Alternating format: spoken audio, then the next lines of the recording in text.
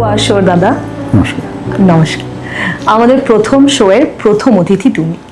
এটা আমাদের পরম সৌভাগ্য যে তোমাকে দিয়ে আমরা আমাদের এই যাত্রাটা শুরু করছি। তো সেখানে আমার প্রশ্ন, মানে আমি কেন, মানে একজন তো মানে প্রকৃত অর্থে সেলিব্রিটি হওয়া প্রয়োজন, একজন অভিনেতা বা একজন গায়ক, একজন পর্দার পেছনের লোক কেন, একজন টেকনিশিয়ান, একজন সম্পাদক কেন? কাট টু কথা। আচ্ছা, কাট আর ডিরেক্টরের অ্যাকশন আর কাটের মাঝখানে তোমার অনুদান আই থিঙ্ক সব থেকে বেশি, তাই তো? কারণ ক্যামেরার পেছনে কোথায় গিয়ে কাট হচ্ছে এবং কোথা থেকে শুরু হচ্ছে সেই সংযোগটা তোমার হাত থেকেই সবসময় হয়, সেটাই আমরা জানি এবং সেটাই আমরা দেখে এসেছি এবং সেটার গল্পই আজকে আমরা শুনব। তো সেই গল্পের মধ্যে ধীরে ধীরে ঢোকা শুরু করব। তুমি বলো যে এডিটর হওয়ার ইচ্ছে বা প্ল্যানিং কবে থেকে শুরু হয়েছে? এবার সেটারও আগে আরেকটা প্রশ্ন থাকবে যে স্কুলিং কোথায়, পড়াশোনা কোথায়, ফ্যামিলির ব্যাপারে যদি কিছু বলতে চাও তুমি বল। সিনেমা মানে ঠিক এটা তো বলা মুশকিল, কখন কিভাবে এগুলো ঢুকে যায় মাথার ভেতরে, মানে যেটা হতে চায় একটা সময় ঢুকে যায় এবং সবারই মনে হয় 16, 17, 18 বছর এই সময় ব্যাপারটা ঢুকতে আরম্ভ করে। তো আমারও ওই সময়ই হয়েছিল, যেটা কিভাবে মানে এডিটর তো জানি না তখন, মানে সিনেমার প্রতি আকর্ষণ শুরু হলো, সিনেমা দেখা। এবার আমার একজন পরিচিত বাবার এক বন্ধু ছিলেন যিনি কলকাতা ফিল্ম সার্কেল বলে একটা ফিল্ম ক্লাব ছিল, যেটার উনি সেক্রেটারি ছিলেন। তো বাবাকে উনি কিছু কার্ড, তাদের ম্যাগাজিন এসব দিতেন আর কি স্ক্রিনিংয়ে। বাবা তো অবশ্যই যেতেন না, তো সেইগুলো আমি পড়তে আরম্ভ করলাম। সেই কার্ডগুলো নিয়ে সিনেমা দেখতে আরম্ভ করলাম, ম্যাক্স মুলার ভবন, গোর্কি সদন, এইসব করে মানে সিনেমা দেখার প্রসেসটা শুরু হলো। এবার সেই করতে করতে গিয়ে একটা সময় মনে হলো যে সিনেমাতেই কাজ করতে হবে, মানে সিনেমা ছাড়া বাঁচা যাবে না, এটা মনে হলো। কিন্তু পথটা কি তখনও জানতাম না, তার এই তো তখন পথটা কি তখনও জানি না। তারপরে সেই সময় কলকাতায় একটা খুব ছোট্ট নিফা বলে একটা ছোট্ট ইনস্টিটিউট তৈরি হলো, যাদের খুবই কম সামর্থ্য, সেখানে অল্প কিছু ক্যামেরা, এডিটিং, অভিনয় এসব। এটা কোন বয়স, এটা কোন বয়সের কথা? এটা গ্র্যাজুয়েট হয়েছি আর। আচ্ছা, গ্র্যাজুয়েশন হয়ে গেছে। স্কুলিং কি কলকাতাতেই? স্কুলিং কলকাতাতে নয়, মানে আমার বাবার তো রেলের চাকরি ছিল, তো এটা মানে আমরা সাউথ ইস্টার্ন রেলে ছিলেন, তো প্রচুর জায়গায় ঘুরেছি আর কি। তো কখনো আমি পুরুলিয়ায় থাকতাম, সেইখানেই সত্যজিৎ রায় যখন শুটিং করতে যাচ্ছেন জয়চণ্ডী পাহাড়ে, তখন একবার বাবা ডাকলেন আর কি, হঠাৎ স্টেশনের পাশেই আমাদের বাড়ি। বাবা ফোন করে বললেন হীরক রাজার দেশে শুটিং করতে যাচ্ছেন, যে ফোন করে আমাকে বললেন যে আমাকে দিদিকে তাড়াতাড়ি আয় স্টেশনে। জানি না, রাস্তাটা টপকালি স্টেশন, তো স্টেশনে গেলাম, বাবা ডাকলেন। তো জাস্ট আমার যেটা মনে আছে ফ্রেমটা, একটা জানলা, আমরা দাঁড়ালাম, গিয়ে আর একজন বই পড়ছেন যার মাথাটা প্রায় ওপরের বাঙ্কে ঠেকে গেছে, এইটুকুই। আর খুব একটা ভিড়ভাট্টা নেই, বা আর কে কি উনি তাও জানি না। এই ইমেজটা মনে আছে যে মাথাটা ওপরের বাঙ্কে ঠেকে গেছে। পরে বাবা বললেন যিনি সত্যজিৎ রায়। তো সেইখান থেকে মানে অনেক জায়গাতেই ঘুরেছি বাবার চাকরির সূত্রে। তারপরে স্কুলের শেষ দিকটা মাধ্যমিক, উচ্চ মাধ্যমিক, সেটা হাওড়াতে আর কি, হাওড়া থেকে আর কি, হাওড়া সাঁতরাগাছিতে। আচ্ছা, তো সেখান থেকেই আমি যখন ফিল্ম ইনস্টিটিউটে গেছি তখনও সেখানেই থাকি আর কি। এই কলেজ, ফিল্ম ইনস্টিটিউট সবই হাওড়ায় থাকাকালীনই। হ্যাঁ, তারপর যে নতুন কোর্সটাতে ঢুকলেন, হ্যাঁ ওই নিফা, যে সেখানে খুবই ছোট তাদের সামর্থ্য, কিন্তু সেখানে রতি সাহা বলে একজন টিচারকে পেলাম আর কি। উনি সম্পাদক, কিন্তু মানে ওনারও আবার একটা জীবনের গল্প আছে। ওনার বাবার বিরাট গেঞ্জির ফ্যাক্টরি, পারিবারিক, আচ্ছা, প্রচুর পয়সা করি, কিন্তু উনি সিনেমায় আসবেন বললেন। তখন বাড়ি থেকে বলা হলো যে তাহলে কিন্তু এই সবে তোমার আর কোনো অংশীদারি থাকবে না। উনি বললেন ঠিক আছে, মেনে নিলাম। তাকে বাড়ি থেকে বের করে দেওয়া হলো, এবং সারা জীবন উনি খুবই দারিদ্র্যের মধ্যে কাটান। খুব যে সফল টেকনিশিয়ান হিসেবে বা সম্পাদক হিসেবে তা নন, কিন্তু প্রচণ্ড প্যাশনেট, এবং স্টুডেন্টদের মধ্যে উনি তার সাফল্যটা খুঁজে পান। নিজে হয়তো কর্মজীবনে খুব সাফল্য পাননি, কিন্তু এই যখন উনি টিচার হিসেবে যোগ দিলেন, এই যে স্টুডেন্টদের আমি তৈরি করবো, এবং উনি বিরাট ইন্সপায়ার করেন। আমাকে বলেন যে তুমি এখানে কি করে কিচ্ছু হবে না, পুনায় ফিল্ম ইনস্টিটিউটে পরীক্ষা।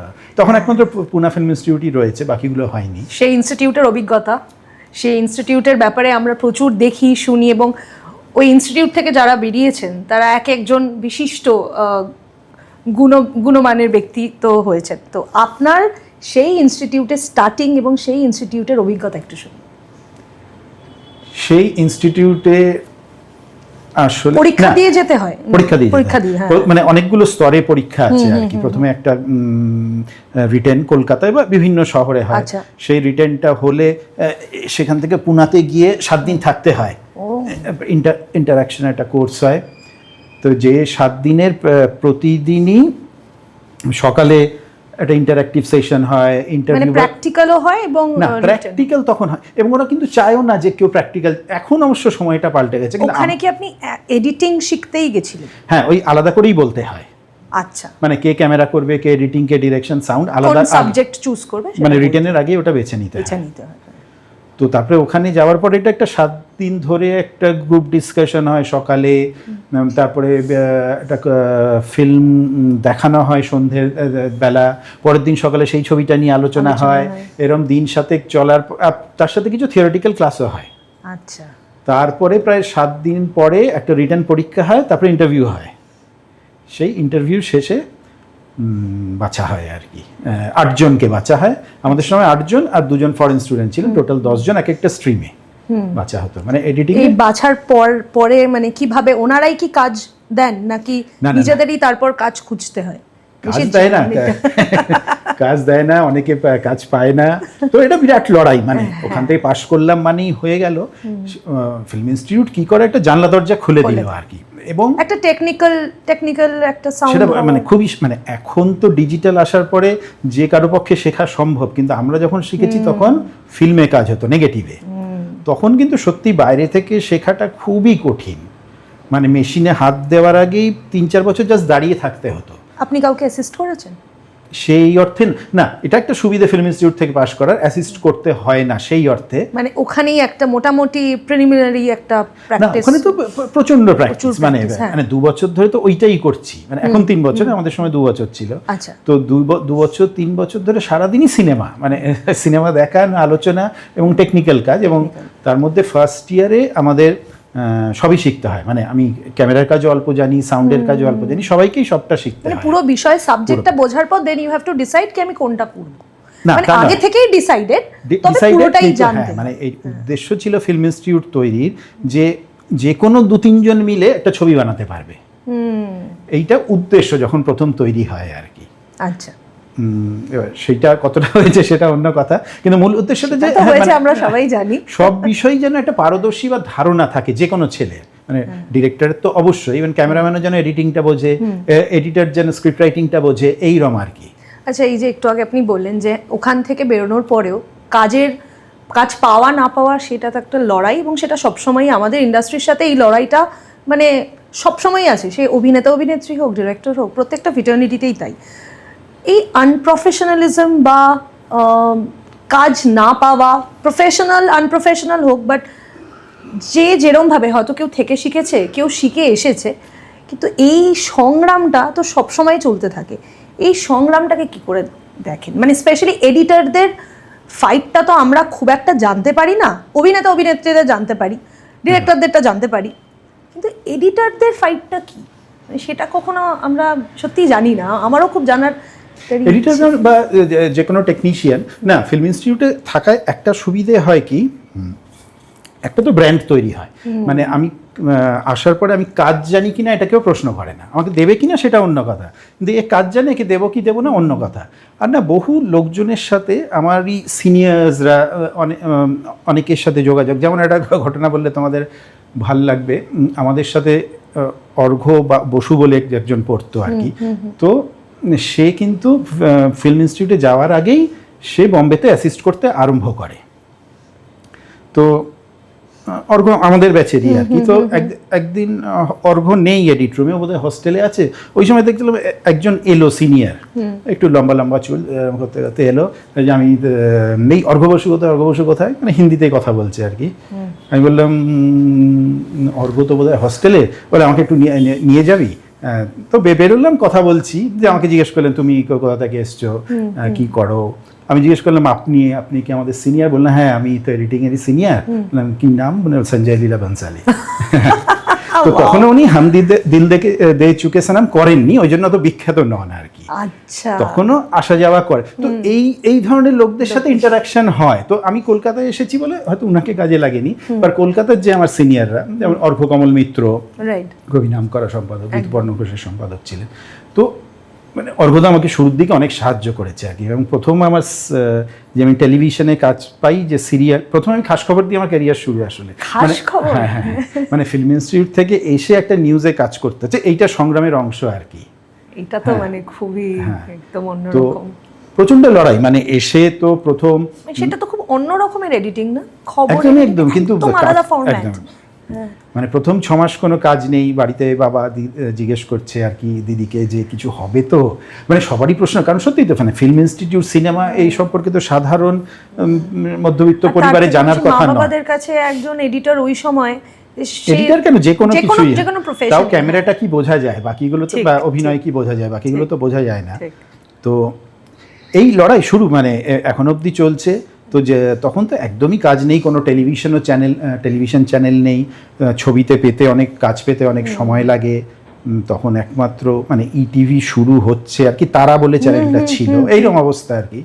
তো ওই সময় ওই খাস খবর শুরু হলো। তো আমার একজন পরিচিত, তার সূত্রে গেলাম, তো খাস খবরে কাজ শুরু করলাম। ভালো টাকা পয়সা ভালো দিত, তো যে সেটা বলার পরে বাড়িতে খুশি হয় আর কি, না ঠিক আছে হবে কিছু তাহলে। তারপরে কিন্তু করতে ভালো লাগছে না, কিন্তু আবার বলবো একদিক থেকে যে কোনো অভিজ্ঞতাই না কাজে দেয়। মানে এটা আমি নিউজ করেছি মানে কি, এই যে প্রতিদিন কাজ করছি এবং খুব চাপের মধ্যে, কারণ নিউজ মানে কি ফুটেজ আসছে তাড়াতাড়ি হয়তো আধ ঘন্টার মধ্যে রেডি করে ব্যাপার। তো এই যে প্রেশারের মধ্যে কাজ করা, এটাও কিন্তু ভবিষ্যৎ জীবনে কোথাও না কোথাও আমাকে সাহায্য করেছে। তো এইটা আমি নতুনদের বলি, যা পাবি শুরু করে দে, একদম, যে এইটা আমি ঠিক এটা করতে চাই, এটা বলে কিছু নেই, শুরু করে দিতে হবে, তাহলেই না রাস্তা আস্তে আস্তে অনেক দরজা খুলতে থাকে। তারপরে এই আমার মানে বিভিন্ন সিনিয়রদের সাথে যোগাযোগ করতাম, রবিরঞ্জন মৈত্র যিনিও খুব নামকরা, অপর্ণা সেন, বুদ্ধদেব দাশগুপ্ত, এদের সাথে কাজ করেছেন। তো এদের সবার সাথে যোগাযোগ করতে থাকি, কিন্তু কিছু হচ্ছে না। এই সময় অর্ঘ্যকমল মিত্র আমাকে বললেন যে আমি একটা টেলিভিশনে একটা কাজ করছিলাম, ছেড়ে দেবো, তুই কি করবি? এই আমি ঢুকলাম ফার্স্ট টেলিভিশন, হ্যাঁ, আমি তো 7 দিনের মধ্যে খাস খবরের কাজ ছেড়ে দিলাম আর কি। আচ্ছা, তো যদিও খুব ভালোই ছিল ওখানের স্যালারি, যাই হোক করে দিয়ে এই প্রথম ফিকশনে ঢোকার সুযোগ হলো সেইভাবে। তো এবার যার সাথে সিরিয়াল করলাম অভিজিৎ দাশগুপ্ত, তো উনি ওই সময় খুবই নামকরা টেলিভিশনের ডিরেক্টর কি, প্রতিবিম্ব, এগুলো ওনার খুব হিট সিরিয়াল। তো আমিও ভাগ্যক্রমে তখন উনিও খুব স্টার ডিরেক্টর হওয়াতে ওনার সাথে পরপর কাজ করতে আরম্ভ করলাম। তবে আলফা বাংলা ছিল না, আলফা বাংলা হয়ে তখন জি বাংলা হয়ে গেছে, হ্যাঁ জাস্ট আলফা বাংলা আগে ছিল, তবে জি বাংলা হয়েছে। তো এই কাজ শুরু হলো। তারপরে তো যেহেতু উনার সাথে কাজ করেছি, উনার প্রচুর কাজ আসতে আরম্ভ করলো আর কি, 2-3টে, তখনও মেগা বলা হয় না, তখন মেগা শব্দটা বলা হচ্ছে। আর তখন না একটা সুবিধা ছিল, নানা ফিল্মও হতো প্রচুর, তখন একটা সুবিধা ছিল, প্রচুর টেলিফিল্ম হতো, উইকলি সিরিয়াল তখনও হতো। তো সেই জন্য একটা টেলিভিশনেও খুব ভালো কাজ করা যেত। আর টেলিফিল্ম তো দারুণ দারুণ কাজ হয়েছে, তারাতে, ইটিভিতে দারুণ কাজ হয়েছে। তো যাই হোক, এই টেলিভিশনে তখন চলছে 2-3টে করে কাজ, খুবই ব্যস্ততা। এর মধ্যে বিভিন্ন ঘটনায় কি হলো, 3টে কাজ চলছিল, 15 দিনের মধ্যে 3টে কাজই বন্ধ হয়ে যায়। হ্যাঁ, কোথাও সমস্যা হয়, কোথাও নানা কারণে, সেটা বলছি না, 3টে বন্ধ হয়ে যায়। এরপরে মানে সংগ্রাম যেহেতু জিজ্ঞেস করেছে আর কি, এরপরে 6 মাস কোনো কাজ নেই। মানে তার আগে 3টে ডেলি সোপ করছি আর কি একসাথে, হয়তো দিনে 16-18 ঘন্টা কাজ করছি, তারপরে 6 মাস কোনো কাজই নেই এই পিরিয়ডটা। হ্যাঁ, এরপরে আমার মনে আছে আবার সঞ্জয় লীলা বানসালি চলে এলো, কারণ ব্ল্যাক সিনেমাটা সেদিন আমি দেখতে গেছি আর কি, ব্ল্যাক ছবিটা দেখছি। তো সেই সময় হাফ টাইমে একটা ইন্টারভেলের সময় একটা ফোন এলো, অচেনা ফোন নাম্বার, তো ধরলাম। তো সুজয় বলছে, হ্যাঁ আমি অভিজিৎ গুহ বলছি, মানে রানাদা, সুদেশনাদি রানাদা আর কি। তো আমরা একটা মেগা শুরু করছি, তুমি কি করবে? বললাম ঠিক, আমি সিনেমাটা শেষ করে দেখা করছি। তো গেলাম, তারপরে সিনেমা নিয়ে কথা রানাদার সাথে খুব জমে গেল। তো কিন্তু যে সিরিয়ালটা হচ্ছে সেটাই যে টাকাটা বললো রেমুনারেশন, সেটা আমি যা আগে পেতাম তার চেয়ে কম। কিন্তু আমি ভেবে দেখলাম যে এখন কিন্তু এটা একটা চান্স নিতে হবে, কারণ কমটাকে শুরু করলাম, এটাকেই চান্স নেওয়া বলে, যে দরজা যে খুলে যায়। তার 6 মাসের মধ্যে ওরা একটা ছবি শুরু করলো, তিনিয়ারি কথা। তিনিয়ারির কথা, আমিও প্রথম ফিল্মে ব্রেক পেলাম। ও ওয়াও, তিনিয়ারির কথা আপনার আমার প্রথম কাজ। ছবি, হ্যাঁ। বাহ, সেটা কিন্তু পরে গিয়ে রেকগনিশন পেলো না, অনেকটা হ্যাঁ, পরে গিয়ে। ওটা তো রিলিজ করেছিল অনেক পরে, কিন্তু খুবই আইকনিক এবং ইম্পর্টেন্ট বাংলা ছবি, এবং যেটা তো একসময় সমস্ত কলেজের হোস্টেলে মেসে একদম সবার কাছে একটা একদম, ডিভিডি একদম, থাকতো। হ্যাঁ। মানে অনেকে আমাকে বলেছে যে আমাদের মন খারাপ হলে আমরা তিনিয়ারির কথা ওইটা চালিয়ে চালাতে হয়। ওই রকম ফ্ল্যামবয়েন্স, ফানি, বা আই থিঙ্ক এবং ওই তো মানে সেই সময় হ্যাঁ, খুব লোকে ইয়াংদের পছন্দ ধরে করেছিল। কেন্দ্র করে ওইরকম কমেডি বা খুব গভীর ছবি তখন কিন্তু ভাবা হয়নি বাংলায়, এবং সেই সময় আমার ধারণা হিন্দিতেও খুব বেশি পাইনি আর কি। ওই সময়ের দাঁড়িয়ে I think it's head of time. হ্যাঁ হ্যাঁ হ্যাঁ, একদমই। তো মানে ওইটা ওই সময় রিলিজ হলে হয়তো বাংলা ছবির গতিপথ একটু আলাদা হতো। ঠিক ঠিক, কারণ আমাদের এখন আমরা ওরকম টাইপের ছবি অনেক বেশি দেখতে ইউজ টু, এতটাই হেড অফ টাইম বলে হয়তো দর্শকের জন্য বুঝতে পারেননি যে কিভাবে। আসলে তো রিলিজটা সেভাবে হয়নি, রিলিজ হওয়ার আগেই যে ডিভিডি বেরিয়ে গেছিল তখন সবাই কিন্তু দেখে ফেলেছিল সেইভাবে। তো সেইটা হয়েছিল সবার কাছে, এই মানে সিডি ডিভিডিতে করে কোনোভাবে একটা বেরিয়ে গেছিল, কাউকে একটা প্রিভিউ কপি দেওয়া হয়েছিল। এই টেলিভিশন সিনেমা, এই যে দুটো একটা মানে সিরিয়াল করতে করতেই সিনেমায় এই এডিটিং এর চেঞ্জটা তো একটা বেশ অনেকটা চেঞ্জ, সেই চেঞ্জটা কিভাবে, বাট এই প্র্যাকটিসটা বোধহয় আগে ইনস্টিটিউটে করা হয়েছিল, সেটা কি হেল্প করেছে? ফিল্ম ইনস্টিটিউট আবার খুব আর কি কনজারভেটিভ, মানে ফিল্মের কোনো জায়গাই নেই ওখানে। আচ্ছা, যদিও film and television institute of India, কিন্তু টেলিভিশন আলাদা উইং, ফিল্ম একদম আলাদা উইং। আচ্ছা, মানে আমরা একদমই ফিল্মের কাজ করতাম টেলিভিশনে। তখন অ্যাকচুয়ালি দূরদর্শনে যারা চাকরি করতো তারা ট্রেনিংয়ের জন্য আসতো টেলিভিশন উইংয়ে। এখন যদিও টেলিভিশনে আলাদা কোর্স হয়েছে, মানে তো ওই জন্য টেলিভিশনের সাথে সম্পর্ক ছিল না, কিন্তু কাজ করতে গিয়ে এডিটিংটা তো একই, মোটামুটি একই, কিন্তু হ্যাঁ এডিটিংটা এক, কিন্তু ফরম্যাটটা তো আলাদা, মানে ফরম্যাটটা আলাদা, ওইটুকুই আলাদা। টেলিভিশনটা প্রতিদিন করতে হয়, একটা সময়ের মধ্যে শেষ করতে হয়। আজকে মনে হলো যে এই সিনটা জমছে না, ঠিক আছে ফেলে রেখে যাই, কালকে দেখবো এসে, সেইটা টেলিভিশনে করা যাবে না। এবং টেলিভিশনে কলকাতায় যেটা নিয়ম, মিউজিকটা এডিটরদেরই করতে হয়। আচ্ছা, মিউজিক নিয়ে এডিটরদের কি মানে একটা জ্ঞান থাকা দরকার, বা তাদের কি এই ব্যাপারে কিছু শিখতে জানতে বা ট্রেনিং কিছু, মানে সরাসরি না শিখলেও, মানে আমি গানের দৃশ্য বলে না, এমনি হয় না একটা মানে, হ্যাঁ মানে এডিটিং ব্যাকগ্রাউন্ড মিউজিক বা কোথায় কেরম ভাবে না, এডিটিং মানে তো ছন্দ, ঠিক। তো সেইখান থেকে ছন্দ সম্পর্কে একটা ধারণা দরকার। তো সেইখান থেকে একটা সঙ্গীতের ধারণা বা সঙ্গীত ভালোবাসা, মিউজিক পছন্দ করা। অনেক সময় আমাদের একটা মিউজিক ভেবে একটা সিন এডিট করে, আমি হয়তো এই মিউজিকটা লাগাচ্ছি না, কিন্তু একটা মাথায় একটা না মিউজিক কাজ করে, তো সেইটা ভেবে একটা সিনের ছন্দ তৈরি হয়। আচ্ছা, মানে হ্যাঁ, সেটা তো সরাসরি মিউজিকটা লাগাচ্ছি না, অনেকে লাগিয়ে কাজ করেন, আমি মিউজিকটা লাগিয়ে কাজ করি। যখন এডিট করেন তখন কোনো না কোনো একটা মিউজিকের একটা রেফারেন্স থাকে, মানে না সবসময় থাকছে তা না, মানে মাথায় থাকে, মানে মানে না সেখানে থাকলেও মাথায় অনেক সময় থাকে। হ্যাঁ, তাহলে কি সিনের ছন্দগুলো বুঝতে সুবিধে হয়। একদম নতুন একটা কিছু শুনলাম। এবং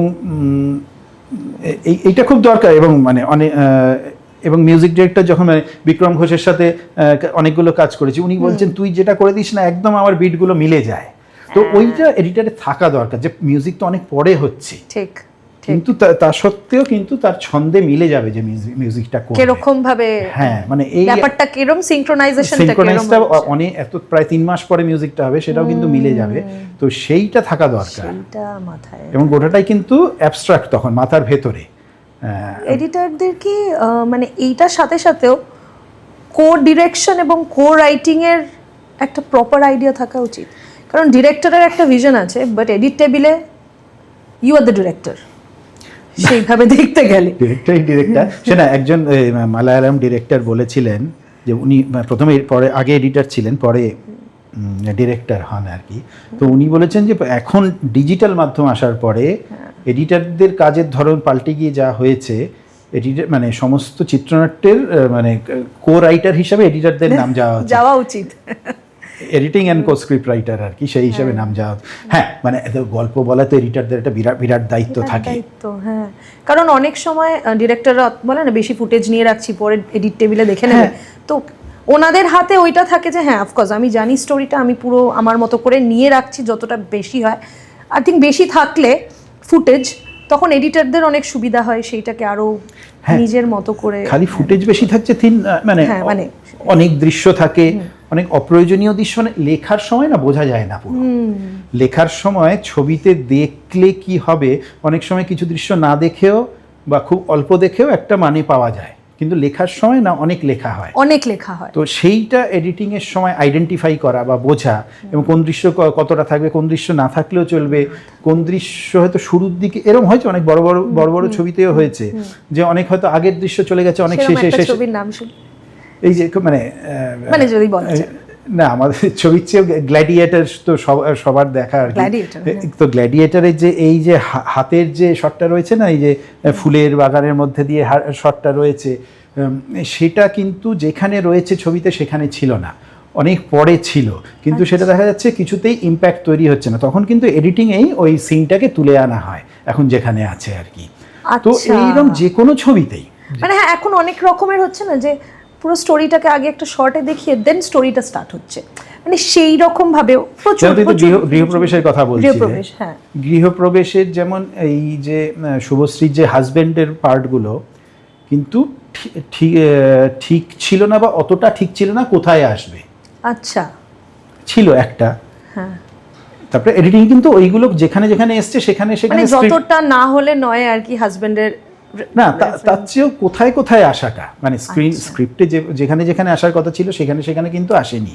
আমি এবং ইন্দ্রদীপ বসে ওগুলো, মানে আমি একা করেছি তা নয়, আমি এবং ডিরেক্টর মিলে, কিন্তু স্ক্রিপ্টের সাথে সেটার মিল নেই। ডিরেক্টর আর এডিটরের সেই বন্ধুত্বপূর্ণ সম্পর্কটা এবং মতামত দুজনকে ক্লিয়ারলি, অনেকে বলে তো স্বামী স্ত্রীর সম্পর্কের মতো হওয়া উচিত, মানে শান্তিপূর্ণ স্বামী স্ত্রীর সম্পর্ক বলে। কারণ কি হয়, শুটিংয়ে তো অজস্র ঝামেলা সামলে যখন এডিটিংয়ে আসে তখন একটা শান্তি চায় ডিরেক্টর, সেখানেও না নতুন করে চাপ চায় না, শান্তি আসে। তো সেই জন্য এডিটরদের ব্যক্তিত্বটাও মানে ক্যামেরাম্যানদের থেকে একটু আলাদা হয় আর কি।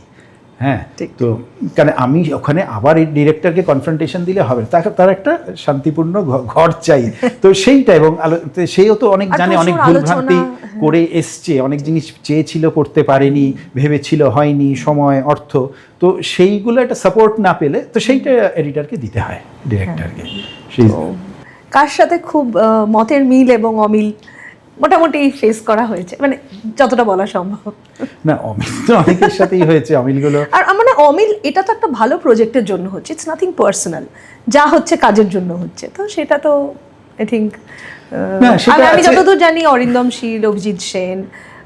হ্যাঁ, অরিন্দমদার সাথে, অরিন্দম শীলের সাথে আমি এখন করছি না, আমার প্রথম 7টা ছবি আমার অরিন্দমদার সাথে করা, প্রথম ইয়ে অবধি কি বলে ধনঞ্জয় অবধি আমার করা। আচ্ছা আচ্ছা, অভিজিতের সবগুলোই করা, অতনু ঘোষের সবগুলো ছবি। অতনু ঘোষের সাথে আপনার? অতনু ঘোষের সাথে একদম প্রথম ছবি থেকে, অংশুমানের ছবি থেকে আজ অবধি 10টা ছবি সবগুলোই, বা এই অভিজিৎ ঘোষ, সুদেষ্ণা রায় বললাম, ওদের দ্বিতীয় ছবি থেকে আজ অবধি সবগুলোই এইরকম। তার মানে এদের সাথে কনফ্রন্টেশন হয়নি, আবার অনেকের সাথে হয়েছে, তো হয় না। এটা প্রজেক্টের ভালোর জন্য তো অবশ্যই, কিন্তু ভাবনার ধরনটা অনেক সময় আলাদা হয়, বা অনেক সময় পরিচালকরা তো একটু অবসেস থাকেন, নিজে লিখলে যেটা লিখেছে বা শ্যুট করেছেন সেটা থেকে না অনেক সময় বেরোতে একটু কষ্ট হয় বা অসুবিধা হয়, বা অন্য কারুর একটা আইডিয়া যে শুনে সেটাকেও অনেক সময় তো বুঝতে পারছে না বা বুঝতে চাইছে না, তো আবার কিন্তু বেশিরভাগ ক্ষেত্রেই খুবই হয়েছে কোঅপারেশন, কারণ তারা তো ছবিটা ভালোই চাইবে সেই জায়গা থেকে। দোস্তজির অভিজ্ঞতা কেমন ছিল? দোস্তজি খুব ঝামেলা হয়েছিল প্রথমে। হ্যাঁ, আই এম শিওর, কারণ ওই ছবিটাও তো অনেক সংগ্রাম পেরিয়ে এসেছে। ওরে বাবা, ওটা একটা মানে খুবই, প্রসূন তো তার আগে দীর্ঘদিন ধরে ঘুরছিল, তার প্রসূনের এক বন্ধু, সে অ্যাসিস্ট্যান্ট ডিরেক্টর, তার সাথে আমি কাজ করেছি, তো একদিন বললাম আমার এক বন্ধু তোমাকে একটা স্ক্রিপ্ট শোনাবে, এমনি কিছু কাজ টাজ কিছু, কারণ কিছু নেই ওর প্রডিউসার, ও স্ক্রিপ্টটা এসে শোনালো একদিন, চেরি পিক্স বলে একটা স্টুডিও আছে সেখানে, তো অসাধারণ লেখা, তো কি করা যায় শোনার পর আমি চেরি পিক্সেই কাজ করছিলাম, তো চেরি পিক্সের যারা ওনার সৌম্য, ওকে বললাম, কারণ সৌম্য নিজেও একটা ফিল্মের প্রতি ভালোবাসা আছে, ও সিনেমা দেখার অভিজ্ঞতা বা এই মানে নার্চার করে আর কি এটা। তো ওকে বললাম যে এরকম একটা স্ক্রিপ্ট একটু শোনো না, কিছু করা যায় কিনা এটাকে। ও শুনে বললো যে সৈয়দ আমি এটা প্রডিউস করবো। এই শুরু হলো, তারপর তো একটা বিশাল জার্নি, তো মানে পড়েওছো জানো আর কি।